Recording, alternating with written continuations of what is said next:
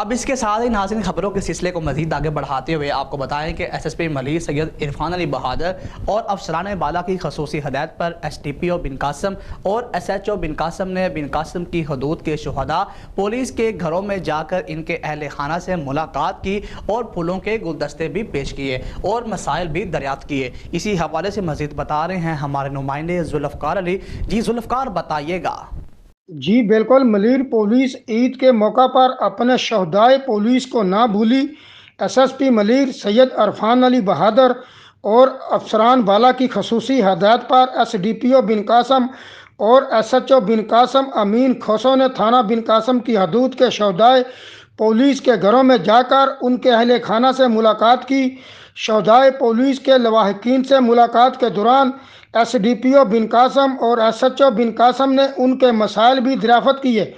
اس موقع پر S H O بن قاسم کا کہنا تھا کہ شہدائے پولیس ہمارے اثاثہ ہیں، ان کی قربانیوں کو ہمیشہ یاد رکھا جائے گا۔ انہوں نے کہا کہ شہداء نے جو اپنی جانوں کے نذرانے پیش کیے، اس کی بدولت آج شہر قائد میں امن و امان قائم ہے اور ان کی قربانیوں کو ہمیشہ یاد رکھا جائے گا۔ ایس ڈی پی او بن قاسم، ایس ایچ او اور ہیڈ محرر بن قاسم کی جانب سے شہداء کے اہل خانہ کو مٹھائی، تحفے اور پھولوں کے گلدستے پیش کیے گئے اور شہداء پولیس کے بلند درجات کے لیے دعا بھی کی گئی۔ جی ٹھیک ہے، بہت شکریہ ذوالفقار، آپ ہمیں کراچی سے اپڈیٹ کر رہے تھے۔ اب تک کے لیے اتنا ہی، مزید خبروں کے لیے دیکھتے رہیے ایس ایم نیوز۔